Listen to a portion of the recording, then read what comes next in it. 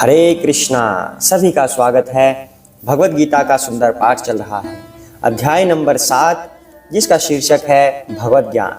श्री कृष्ण इसमें हमें दिव्य ज्ञान दे रहे हैं। श्री कृष्ण हमें बता रहे हैं कि वो किस तरह हमारे जीवन में हर चीज के अंदर विद्यमान है। हमारी शक्तियों के अंदर श्री कृष्ण है, तभी हमारे अंदर सामर्थ्य होता है। जल के स्वाद में श्री कृष्ण है, आकाश की ध्वनि में श्री कृष्ण है, वैदिक मंत्रों के ओंकार में श्री कृष्ण है, सूर्य चंद्रमा के प्रकाश में श्री कृष्ण है, पृथ्वी की सुगंध में श्री कृष्ण है, जो फ्लावर्स निकलते हैं उनके अंदर भी जो खुशबू होती है वो श्री कृष्ण है। और क्या कहते हैं, समस्त जीवों का जीवन मैं हूँ, तपस्वियों का तप भी मैं हूँ, ऐसे श्री कृष्ण कह रहे हैं। उसके बाद श्री कृष्ण अब हमें आगे बताएंगे कि और किस किस चीज में श्री कृष्ण विद्यमान रहते हैं। उससे पहले हम भगवान की वंदना कर लेते हैं। जय श्री कृष्ण। ओम अज्ञानतिमिरान्धस्य ज्ञानाञ्जनशलाकया चक्षुरुन्मीलितं येन तस्मै श्रीगुरुवे नमः। श्रीकृष्ण चैतन्य प्रभु नित्यानंद श्री अद्वैत गदाधर श्रीवासादि गौरभक्तवृंद।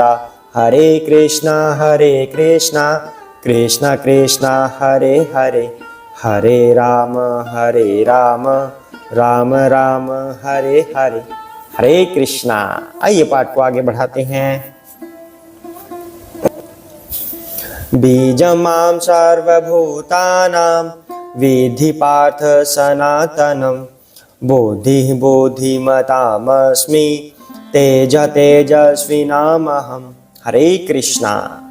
हे पृथा पुत्र, यह जान लो कि मैं ही समस्त जीवों का आदि बीज हूँ, बुद्धिमानों की बुद्धि तथा समस्त तेजस्वी पुरुषों का तेज हूँ। हरे कृष्णा।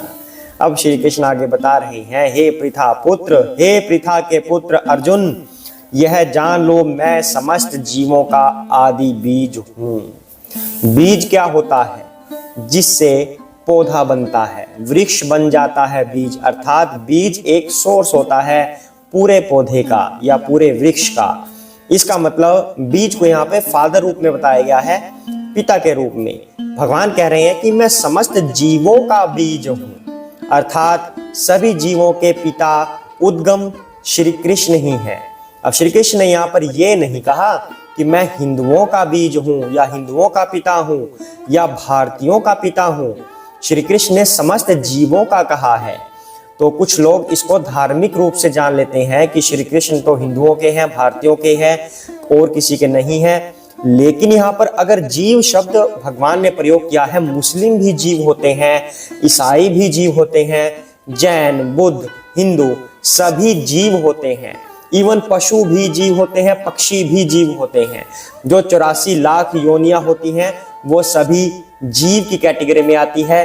तो इस धरती पे ही नहीं, इस धरती पे तो धर्म को 4 कैटेगरी में डिवाइड किया गया है, मोटे मोटे रूप से फर्दर भी विभाजित हैं, लेकिन मोटे रूप से 4 कैटेगरी में डिवाइड किया गया है, हिंदू, मुस्लिम, सिख, ईसाई। लेकिन इन चारों के अलावा ये 4 तो सिर्फ पृथ्वी पर अवेलेबल हैं। पृथ्वी के बाद भी जीव है, आकाश में भी जीव है, जल में भी जीव है, जो पृथ्वी के नीचे पातालोक है वहां पर भी जीव है, हर जगह जीव है, पूरे ब्रह्मांड में जीव है। जिस ब्रह्मांड में हम रहते हैं 14 लोकों वाले, उस 14 के 14 लोकों में जीव है। इस ब्रह्मांड के अलावा अनगिनत ब्रह्मांड और भी हैं, उनमें भी जीव हैं। तो अपने आप को सिर्फ हिंदू, मुस्लिम, सिख, ईसाई में मत बांटो, जीव की बात करो। हम जीव हैं, सभी एक समान हैं। हमारी एग्जिस्टेंस ही क्या है? अगर हम इतने सारे ब्रह्मांड देख लें, उन ब्रह्मांडों में एक ब्रह्मांड जिसके 14 लोक हैं, उन 14 लोकों में से एक पृथ्वी लोक, पृथ्वी लोक पर इतनी बड़ी दुनिया, इतने सारे देश, उन देशों में एक इंडिया या भारत, उस भारत में एक छोटे से गांव में, एक छोटे से घर में हम रहते हैं या फिर मंदिर में रहते हैं, जो भी हमारा निवास स्थान है। तो हमारी एग्जिस्टेंस है ही क्या? और हम लड़ते रहते हैं, हम हिंदू हैं, हम मुस्लिम हैं, हम सिख हैं, हम ईसाई हैं, हम अपने अल्लाह को मानेंगे, हम अपने गॉड को मानेंगे, हम अपने भगवान को मानेंगे। अरे यहाँ श्री कृष्ण प्रमाणित कर रहे हैं, स्वयं कह रहे हैं कि मैं समस्त जीवों का पिता हूं। अब जीव में तो सभी आ गए, ये सब द्वेष छोड़ दीजिए, श्री कृष्ण की शरण ग्रहण कीजिए। हम सब के पिता श्री कृष्ण हैं, चाहे कोई किसी भी धर्म जाति से हो।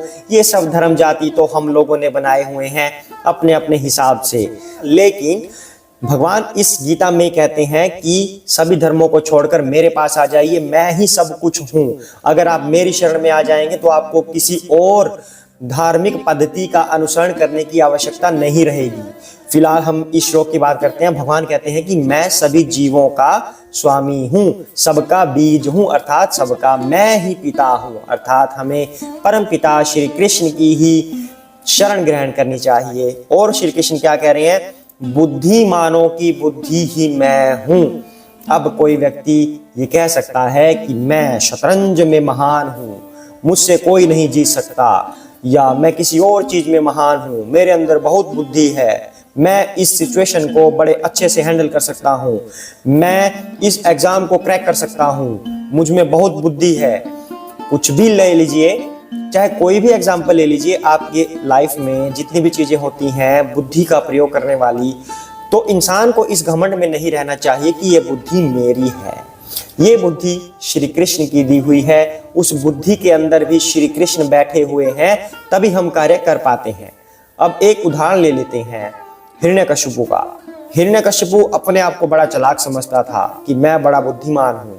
की तपस्या, ब्रह्मा जी से वरदान लिया कि हे ब्रह्मदेव, मुझे कोई ना घर के अंदर मार सके, ना कोई घर के बाहर मार सके, मुझे कोई ना आकाश में मार सके, ना कोई मुझे पाताल में मार सके, ना कोई मुझे दिन में मार सके, ना कोई मुझे रात में मार सके, ना कोई मुझे मनुष्य मार सके, ना मुझे कोई देवता मार सके।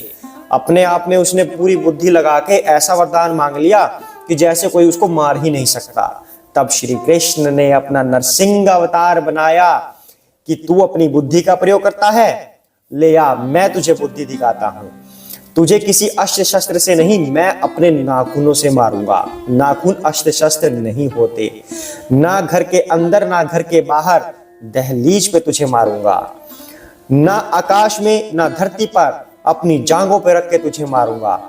इस तरह श्री कृष्ण ने उसकी बुद्धि का उत्तर अपनी बुद्धि से दिया, नरसिंह का रूप धारण करके।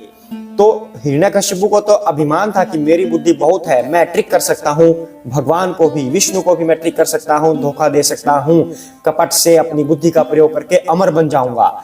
लेकिन श्री कृष्ण यहाँ पर स्पष्ट कह रहे हैं, बुद्धिमानों की बुद्धि भी मैं हूँ।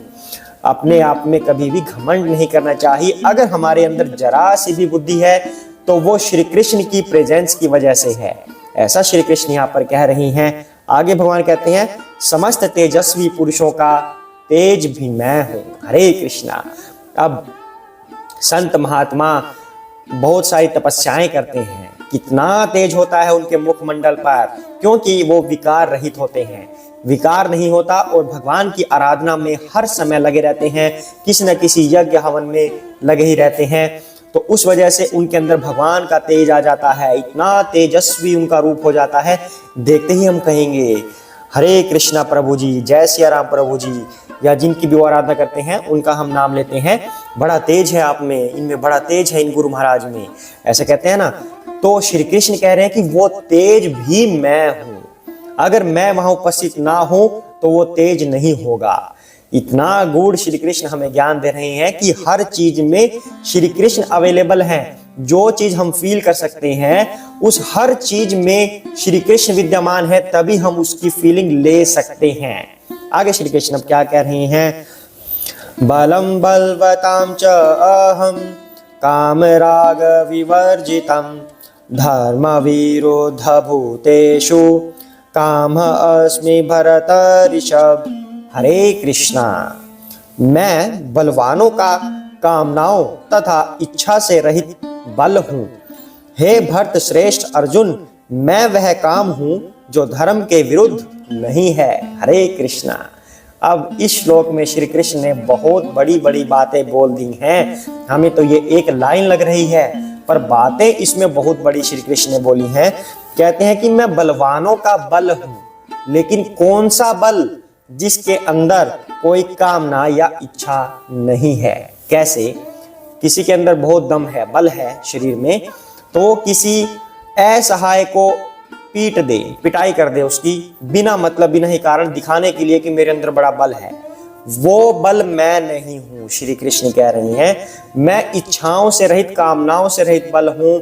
मतलब जो शुद्ध रूप से होता है, उस बल का प्रयोग करके कोई गलत कार्य ना करे अपनी किसी तुच्छ इच्छा को पूर्ण करने के लिए।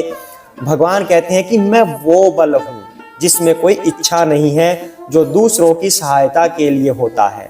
अपने बल का प्रयोग करके कोई डूबते हुए को बचा ले, अपने बल का प्रयोग करते हुए कोई किसी को मरने से बचा ले, अपने बल का प्रयोग करते हुए कोई किसी की रक्षा करे, किसी भी रूप में करे, वो बल मैं हूं। श्री कृष्ण ये कह रहे हैं। जिम जाते हो, भुजाओं में बल आता है, श्री कृष्ण अगर वहां प्रेजेंट हैं, उपस्थित हैं, तब आपके अंदर वो बल आएगा, अदरवाइज नहीं आएगा।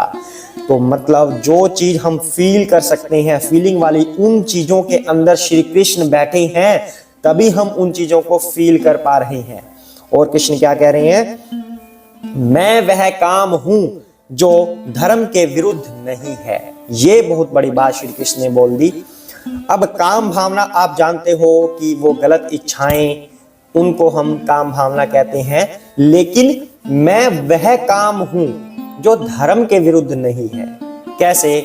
आजकल जो चलन चल रहा है लिविंग्स में रहने का, क्या होता है वहां पर? गलत कार्य ही होते हैं। जो काम की भावना होती है वो धर्म के साथ नहीं होती, धर्म के विरुद्ध होती है। पति पत्नी के बीच में जब ये भावना होती है तब वो धर्म के साथ होती है, धर्म के विरुद्ध नहीं होती। वह भी तब जब सिर्फ संतान की उत्पत्ति करनी होती है। अगर पति पत्नी कोई संतान चाहते हैं तब उन्हें क्या करना होता है?